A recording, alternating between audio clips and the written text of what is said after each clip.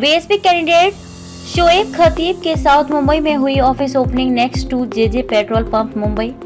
आप देख रहे हैं टुडेज वॉइस न्यूज 24, जहां एक तरफ दो दिग्गज पार्टी से अरविंद सावंत और यामिनी जाधव आमने सामने हैं, वहीं शोएब खतीब ने भी वाइल्ड कार्ड एंट्री कर अपनी तकदीर आजमाने का तय कर लिया है। और आपको बता दें कि already Shiv Sena versus Shiv Sena UBT के लड़ाई थी, पर अब बीएसपी की एंट्री के बाद ट्विस्ट पैदा हो गया है।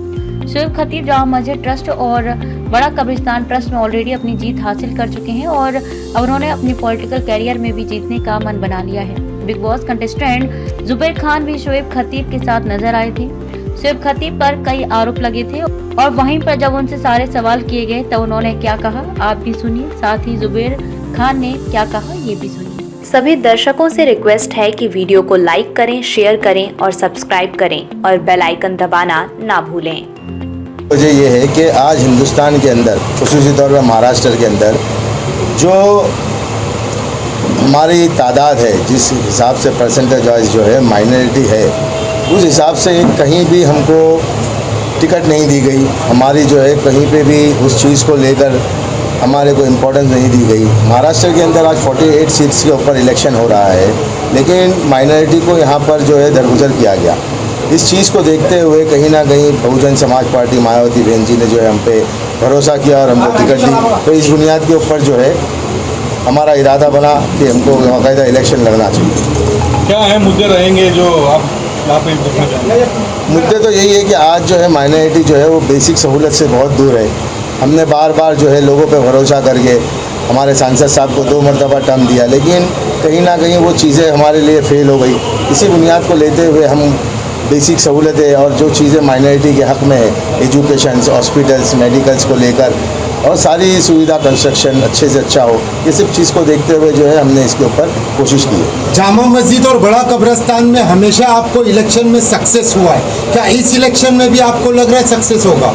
देखिए, बिल्कुल होगा, क्योंकि आप लोगों का साथ है और खुशी तौर पर साउथ मुंबई के जो वोटर्स है वो कहीं ना कहीं इस मरतबा चेंज चाहते हैं, क्योंकि जो राजनीति होती है जो 2014-2019 में हमारे खिलाफ थे, आज वो हमारे मुहाफिक बन के या हमारे साथ में मिलकर चलने की बात कर रहे हैं। तो लोगों को ये राजनीति समझ में आ गई कि ये लुभाने वाली राजनीति है। आने वाले वक्तों में क्या गारंटी है कि अगर फिर से हमने उनको सांसद बनाया तो वो कहीं और नहीं जाएगी। 2 टाइम के सांसद रहे अरविंद सावंत, यामिनी जाधव एमएलए, बहुत ही कांटे की टक्कर है। उनके बीच में से एक शोएब खतीब जो कि बीएसपी पार्टी से, वो निकल पाएंगे? कितना आपको मुश्किल लग रहा है? नहीं, मुश्किल तो बिल्कुल नहीं लग रहा है। बिल्कुल बहुत मोहब्बत है लोगों के अंदर। साउथ मुंबई के जो वोटर्स है वो काफ़ी मोहब्बत के साथ में जो है वो हमारे को पुरखुलूस तरीके से कबूल कर रहे हैं। तो इसका रिजल्ट जो है आपको बहुत जल्दी 20 तारीख के दिन दिखेगा और आपको इस चीज़ें के लिए सारी चीज़ें समझ में आएगी। क्या साबित करना चाहते हैं आप? मोहम्मद रोड और जेजे हॉस्पिटल, जेजे के रोड पे, भेंडी बाजार के रोड पर आपने ऑफिस खोला है, क्या साबित करना चाहते हैं? देखिए, साबित तो कुछ नहीं करना चाहते हैं। असल चीज़ तो ये है कि सबसे पहली बात तो ये है कि लोग जो है हमको ईजीली हमको कांटेक्ट करें। आज मुझे बताइए कि सांसद साहब ने 10 साल यहाँ पे निकाले, लेकिन हमारे को ये सबसे बड़ी मिसाल है कि हमको यहाँ पे जो है दरगुजर किया गया कि इन 10 सालों में एक ऑफिस तक नहीं खोले। किसी भी चीज़ के लिए जब हम कहीं पे जाते हैं तो लोग हम पे भरोसा करते हैं और लोगों की एक नुमाया वो रहती है कि ये हमारे अगर जो इसको वोट दे रहे हैं तो ये हमारे लिए काम करेगा। आज आपके सामने ये सारी चीज़ें हैं। आज देख लीजिए आप, चाहे आपने जैसे कहा जेजे और भेंडी बाज़ार, ये जेजे का फ्लाईओवर एक मिसाल के तौर पे ले लें कि आज इसके नीचे की जो आप खूबसूरती देख रहे हैं, ये पिछले 5 सालों में 3 मरतबा हो गई। क्यों नहीं इसको जो है बाकायदा एक टैक्सी स्टैंड बनाया गया कि यहाँ के जो लोग हैं, यहाँ के जो टैक्सी स्टैंड बनना चाहिए। इतना गुंजान आबादी वाला एरिया है, यहाँ खुसूसी तौर पे यहाँ पे लोग जो है शॉपिंग करने दूर से आते हैं। क्या वजह है कि लोग फुटपाथियों पे कारोबार कर रहे हैं, आने जाने के लोगों को परेशानी होती है। क्यों नहीं उनको ब्रिज के नीचे कहीं पे कोई चीज़ों का सिस्टम बनाया गया? क्यों नहीं? बल्कि उससे तो रेवेन्यू होता था। बीएमसी एक काफ़ी अच्छे पैमाने पर उसके ऊपर रेवेन्यू जनरेट करती थी। आज आप देखें दूसरे, आप यहाँ से थोड़ा आगे चले जाए परेल वगैरह के ब्रिज के ऊपर, आपने देखा होगा कि जो साउंड के लिए लगाया गया, क्यों हमारे ब्रिज के ऊपर नहीं? आज हमारी बिल्डिंग है, ब्रिज मोहम्मद रोड का अगर आपने बात की है तो मैं मोहम्मद रोड की बात करता हूँ, ब्रिज से लगकर बिल्डिंग है। आज कहाँ हमारी प्राइवेसी? मसाइल है, ये तो मसले मसाइल है, ये मसले 10 साल से 15 लोग जो कनेक्ट होंगे, लोग आएंगे हमारे पास। मतलब इलेक्शन ऑफिस जो तो मैं ये अच्छा इलेक्शन ऑफिस इसीलिए खोला ये तो गया है परमानेंट तो नहीं रहेगी, कि सर। नहीं अब तो रहेगी। ऐसा ही इलेक्शन काम ऑफिस से- इसलिए खोला गया है कि जो यहाँ के माइनॉरिटी लोग हैं और जो लोगों की परेशानियाँ हैं तो हम उसको समझें और उसको हल कराने के लिए ज़्यादा से अच्छा काम करने की कोशिश करें, जो लोग इसीलिए हमको अवेलेबल रहेगा। ठीक है, ये जो कंट्रोवर्सी हल्का है उसमें 60% मुस्लिम वोट है। आप किस तरह से वोट मांगेंगे आवाम के बीच जाकर के, क्या धर्म के नाम पे या फिर कुछ और मुद्दे पर लेकर चलेंगे जिस तरह से देखा मैं जाए? तो पहली चीज़ बता दूं कि मैंने कहीं भी ये नहीं कहा कि मैं जामा मस्जिद का ट्रस्टी हूँ।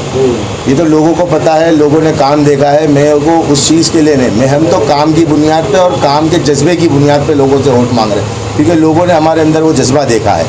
और रही बात आपने कहा कि 60% 70% यहाँ के जो वोटर्स हैं, मैं कहता हूँ कि सिर्फ मुसलमान ही नहीं, यहाँ का पूरा माइनॉरिटी जो है वो हमारे साथ में है और एक नुमाया कामयाबी मिलेगी। शुएब खतीब जी, कुछ लोगों के आरोप आप पे लगे, जैसा बताना चाहूँगा मैं। पहला आरोप तो ये है कि आप है ना ये कैंडिडेट अनाउंस होने से पहले 2 बार मीटिंग कर चुके हैं, एक बार आशीष शेलार से, उसके बाद मिलिंद देवरा से, उसके बाद आपका एक फ़ोटो चला है कि अरविंद सावंत से भी आपने मीटिंग कर चुके हैं। ये पहला आरोप। देखिए, सबसे पहली चीज़ ये है कि मैं अब यहाँ पे कहूँगा कि हम एक मस्जिद के ट्रस्टी है और लोगों जो पॉलिटिशियंस है, जिन लोगों को हमने वोट दे के लाया, सिर्फ मैं ये नहीं कहूँगा कि मेरी बात, अब दूसरी ट्रस्ट जो है, दूसरे आपने बीच में देखा होगा कि दूसरे ट्रस्ट के लोग जो है वो एकनाथ शिंदे साहब से मिलकर आए, देवेंद्र फडणवीस साहब से मिलकर आए। तो हमारे पास तो हमारा विकल्प ही वो है ना कि अगर हमारे कोई मुद्दे है, हमारे कोई मसाइल है तो हम तो उनसे मिलेंगे, क्योंकि राज्यसभा मेंबर है मिलिंद देवरा साहब, हमको उनसे मिलना है। हमारे जो है अरविंद सावंत साहब जो है वो यहाँ के MP रहे, हमको मिलना है।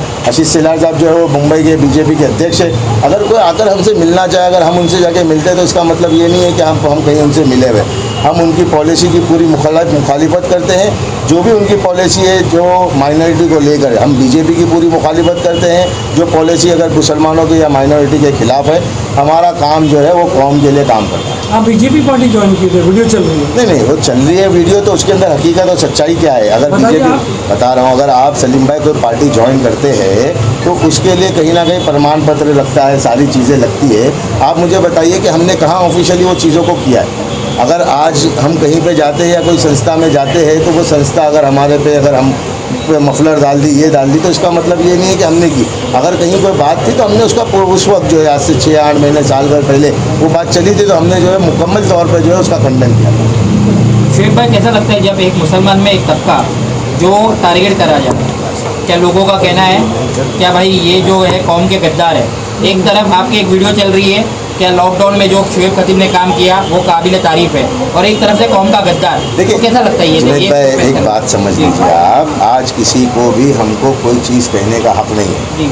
आज पहले तो ये है कि वो जो कौम के गद्दार कह रहे हैं वो खुद कौम के गद्दार हैं। गद्दारी किस बुनियाद पे कह रहे हैं आप? हम तो पॉलिटिक्स में आप कदम रख रहे हैं। आपको तो 10-10 साल का मौका मिला, आपने हमारे वोट को इस्तेमाल करके जो है हमारे लिए काम नहीं किया, तो गद्दार कौन हुआ? ये तो है ना सियासत है जो लोगों को कहीं ना कहीं मिसगाइड करने की। लेकिन लोग जो है ना समझदार है, किसी के करने से, किसी के बहकाने से, और ये जो व्हाट्सएप यूनिवर्सिटी है ये तो सारी चीज़ों को आज नुमाया है। हकीकत तो जो है वो ये है कि लोग जो है वो समझते हैं और जानते हैं कि एक जो है भरम फैलाया गया है, एक चीज़ जो है डर के साथ में लोगों के पास पेश की जा रही है। मैं यही कहूँगा आप लोगों से कि हमको सबको माइनॉरिटी का वोट तो चाहिए, लेकिन माइनॉरिटी की सियासत के अंदर हिस्सेदारी नहीं चाहिए। 15 साल पहले भी मोहम्मद अली शेख BSP से ही खड़े हुए थे और उनकी हार हुई थी। आप किस हिसाब से सोच के इस पार्टी का टिकट लिए? देखिए, सबसे पहली चीज़ तो ये है ना कि उस वक्त के एजेंडे, उस वक्त के हालात और उस वक्त की चीज़ें और उस वक्त की पॉलिटिक्स और जो सियासत होंगी वो अलग होंगी, और आज की जो सियासत है वो बिल्कुल ही ना एक तरीके की लोगों के सामने है कि जो पार्टी कल तक के एक साथ मिलकर लड़ती थी, आज वो अपने मुफाद में कहीं उनका मुकम्मल तौर पर नहीं हो रहा है, तो आज उन्होंने वो पार्टी को छोड़ के अपनी पार्टी को बना लिया। चलिए, आगे आने वाला वक्त बताएगा। बड़ा कब्रिस्तान और जामा मस्जिद के ट्रस्टी रहे, लोगों की खिदमत में आप किस हिसाब से शोएब खतीब के साथ में आप ज्वाइन हुए? आप फिल्मी दुनिया से हो, लेकिन आपको और BSP पार्टी दिखी और कोई नहीं दिखी, उसकी वजह क्या है? देखिए, मैं फिल्म लाइन में बाद में गया, पहले मैं इस एरिया में पैदा हुआ हूँ और साउथ मुंबई मेरी जो है ना, यहाँ पे मेरी पैदाइश हुई है, बचपन निकला है, जवानी निकली है। और शोएब भाई को मैं काफ़ी सालों से जानता हूँ और इन्होंने जो कोविड में काम किया है, तो काम को देख के मैं इनके साथ जुड़ा हूँ। और दूसरी बात ये कि जितनी भी सो कॉल्ड सेक्युलर पार्टीज़ है, इनको जो 2014 में बीजेपी और मोदी जी ने एक्सपोज किया कि ये सो कॉल्ड सेक्युलर पार्टीज़ मुसलमानों के वोट चाहिए लेकिन इनका काम नहीं चाहिए, इनको इनकी भागीदारी नहीं देना है। 2.5 साल महाविकास आघाड़ी की सरकार रही यहाँ पर, लेकिन उन्होंने मुस्लिम रिजर्वेशन के लिए बच्चों को पढ़ाई का रिजर्वेशन नहीं दिया और जाते जाते श्री उद्धव ठाकरे ने औरंगाबाद का और अहमदनगर का नाम चेंज किया। तो अब इनको मुसलमान के वोट चाहिए। तो ये गंदी राजनीति है, ये अपने मफाद के लिए सबके पास जाएंगे। अगर शोएब खतीब खड़े होंगे इलेक्शन में तो बोलेंगे कि भाई ये कौम के गद्दार हैं, ये पैसे खा रहे, अरे जुबैर खान पैसे खा रहा है। अरे कौम के लिए लड़ना, हमारी ही कौम हमको बोलते ना, हमको पीछे टांग खींचने के लिए। और सबसे बड़ी बात, अगर ये इतने मुसलमानों के हितैषी है तो देखिए, मेरा कोई पॉलिटिकल पार्टी से मैं जुड़ा हुआ नहीं हूँ। इम्तियाज़ जलील साहब औरंगाबाद के संभाजी नगर के सिटिंग एमपी है, उनके सामने इन्होंने महाविकास आघाड़ी ने क्यों कैंडिडेट खड़ा किया?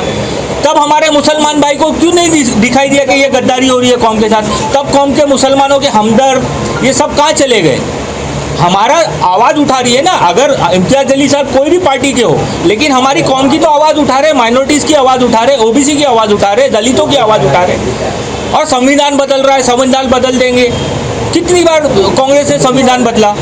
तो ये सब है ना चोचले हैं। ये 96 से मैं इलेक्शन में, हर इलेक्शन में एक्टिवली इन्वॉल्व रहता हूँ और ये सब दावपेच में देख चुका हूँ। बड़े बड़े नेताओं के सबके सबसे दोस्ती होती है और सब सबसे मिलते हैं। शोएब खतीब अगर जुमा मस्जिद ट्रस्ट के लिए किसी को मिलेंगे, रिनोवेशन के लिए या बड़ा सोनापुर के लिए, तो भाई आशीष शेलार से मिले, आप अरविंद सावंत से मिले, आप मिलिंद देवरा से मिले, तो हम किसके पास जाए?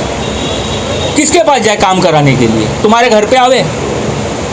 तो अगर जो बैठा हुआ है उससे काम करवाने के लिए जा रहे हैं तो बोले भाई आप कौम के गद्दार है, आप बीजेपी से मिले हुए हो।